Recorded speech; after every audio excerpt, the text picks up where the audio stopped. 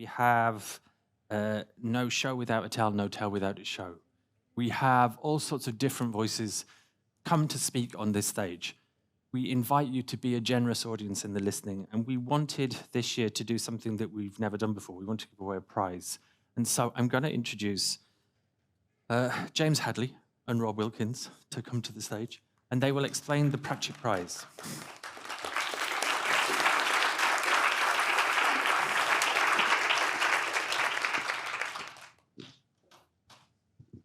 Hello, everyone. Thank you very much for joining us. So I'm James, and I coordinate the Pratchett Project. And so every year, we come together to celebrate the life and work of Terry Pratchett, who I'm sure many of you know was one of the greatest fantasy authors of all time, I can say that. He had a very special connection with Trinity. So we try and continue that legacy and that relationship. And one very special way that we can do that is by continuing his advocacy for research into Alzheimer's and dementia more broadly. So this year, we decided that we'd like to offer a prize for somebody who has taken on that mantle and has used creativity to do something to dispel the stigma associated with brain health diseases, and has also empowered people who are living with Alzheimer's disease. And so I'm delighted that Rob Wilkins has joined us today to offer the award, to make the award, because Rob was Terry Pratchett's assistant, although I think that terminology is not best, but anyway.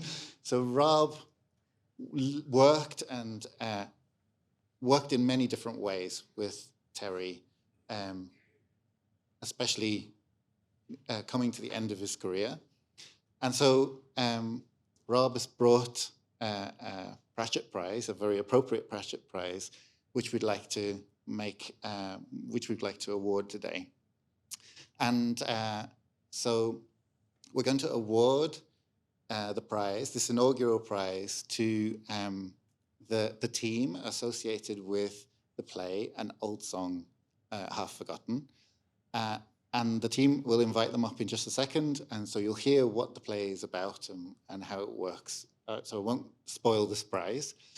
But before we invite them up, I'd like to just invite Rob to speak about what this means. Like, what did creativity and advocating for research into Alzheimer's disease actually mean to Terry? Why is this relevant?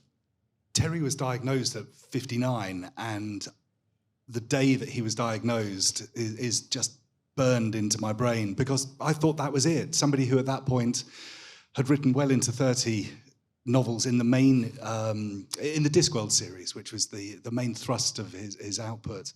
I mean, that's a lot of work. But I thought, at 59, we've hundreds of novels left in him. And I remember that day thinking, well, this is it.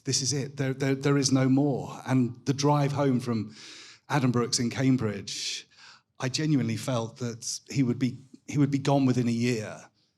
And yet it's his creativity, his need to be with me at the keyboard and still writing. Up until 3 months before he passed away, he was still Terry Pratchett, the author. He'll always be Terry Pratchett, the author, but he was still writing, even though he had posterior cortical atrophy. He was still writing. So I can't emphasize enough how the creative part of Terry, which ultimately was the biggest part of Terry, how important that was, and it was the thing that drove him through his disease and where it eventually ended. Thanks so much, Rob. And there's a very important reason why Terry Pratchett is the ideal figure for this award, and maybe you'd share it. So when many people are diagnosed with a disease like this, the automatic reaction is to kind of shrink from sight or hide it or feel some kind of shame, because there's a stigma associated with brain health diseases in a way that, as Terry said a while after his diagnosis, at some point when people had a diagnosis for cancer, they would have the same reaction. And then we changed it because someone did something different. And could you tell us what Terry did when he had his diagnosis? Yes, of course. Yeah, what he was referring to himself was as a young journalist. He remembers when Richard Attenborough, sorry, no, not Attenborough. Who am I thinking of? Sorry, I've fluffed that completely. But yes. Anyway, a very well-known person. Sorry about that. So well, they've slipped my mind. There we go. Stage fright. He remembers very clearly that the press referred to this as they had died from a long disease or a short illness or some other such nonsense, okay? And it was cancer. And Terry said that you cannot slay the beast until you name it, until you name that monster. And so Terry is diagnosed on a Friday in December at the age of 59 that he has posterior cortical atrophy, which meant nothing to us at the time. All we heard was Alzheimer's. That's all we heard.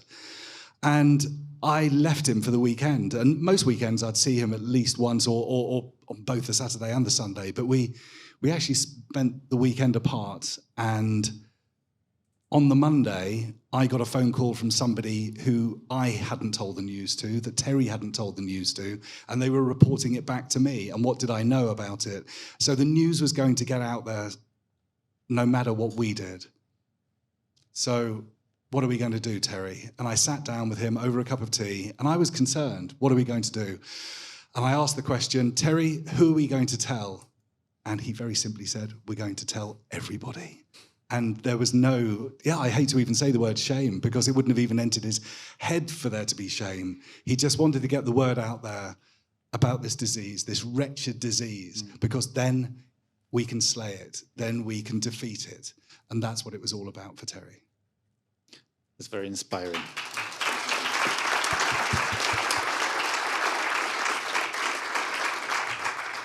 And it was Richard Dimbleby, by the way. What a twist. I'm so sorry. My brain went to sleep too. So in that inspiring sense, we wanted to give an award to someone who is doing the same thing and helping us to slay this monster, helping us to kill the stigma. And through killing the stigma, we can attract more funding, more research, so that we can actually solve the problem. So with that in mind, can I invite the team from An Old Song Half Forgotten to the stage, and then I'll ask Rob to make the award.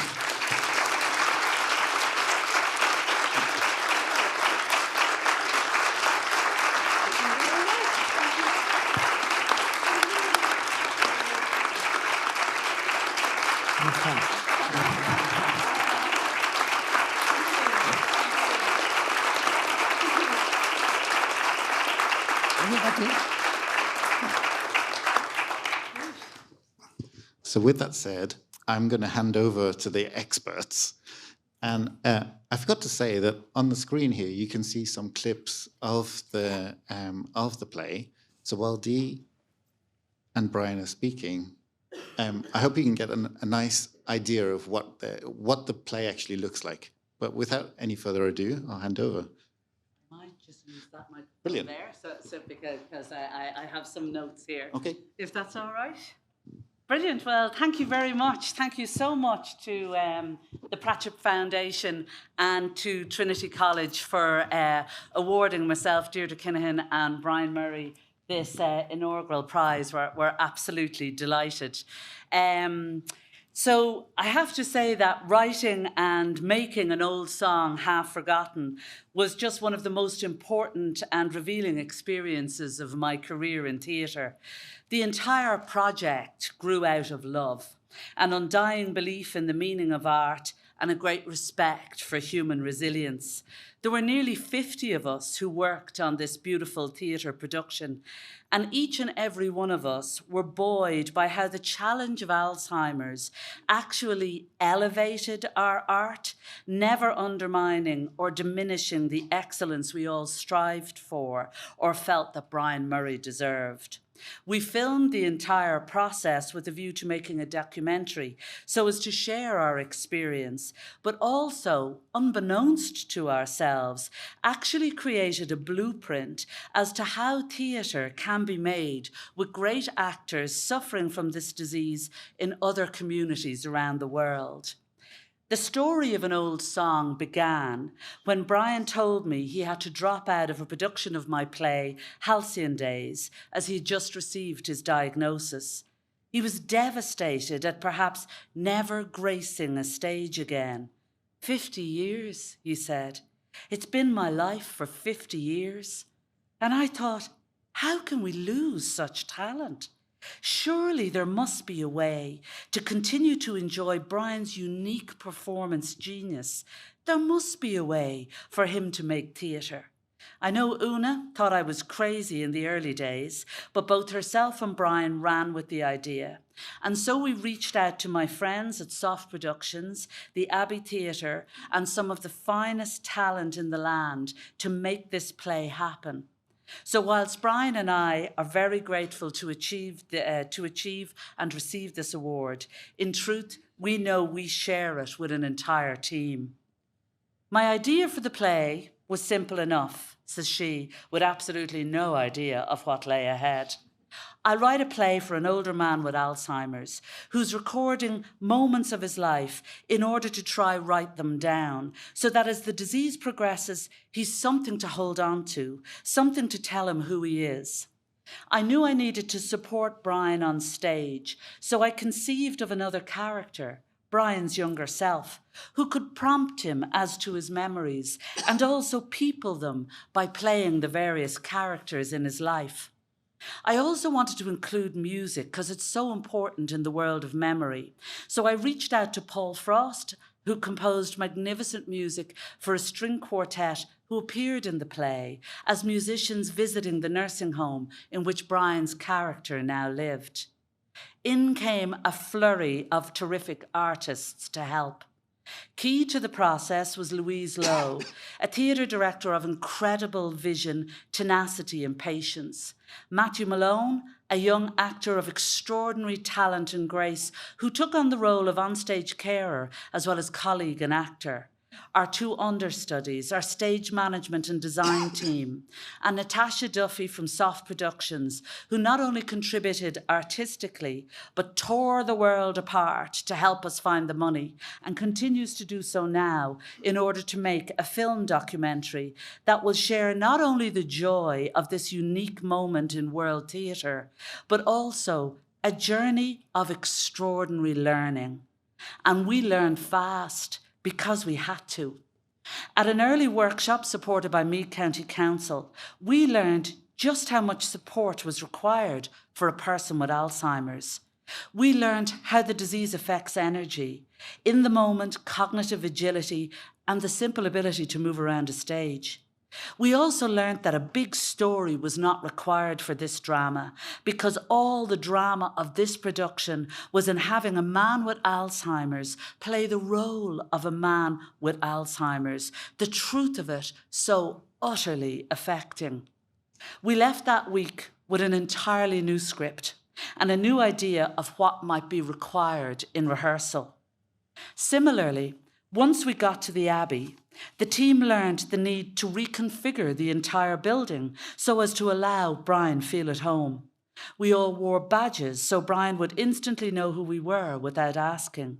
We met in the old rehearsal room with which Brian was familiar and were programmed on the Peacock stage where Brian's acting career started, an offer from the Abbey which I know meant and means the world to him still.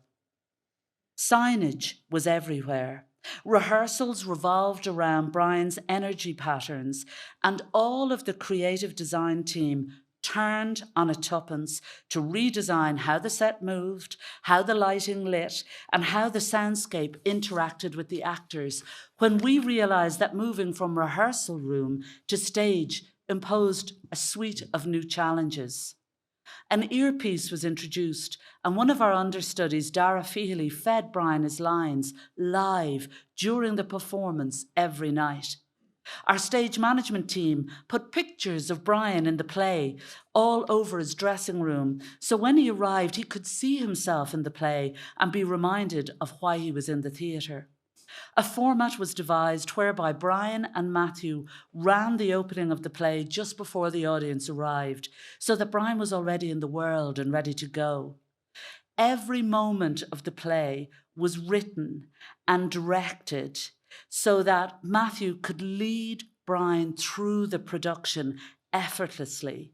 The set was designed to move when movement became difficult. Myself, Louise, and the team had to learn to constantly shift, constantly reinvent, our own experience now mirroring that of a person with Alzheimer's. Needless to say, Brian's performance was a triumph. His magnificent courage, joie de vivre, and actorly craft sparkled against all the odds. The moment that curtain came up, 50 years of craft, love, and talent flooded the auditorium. You could feel the audience relax. You could feel their joy. My God, this works. He can do it. Yes, he can, we say. Because human beings are incredible. Life is incredible. Life is still life. Brian is still Brian, even with Alzheimer's.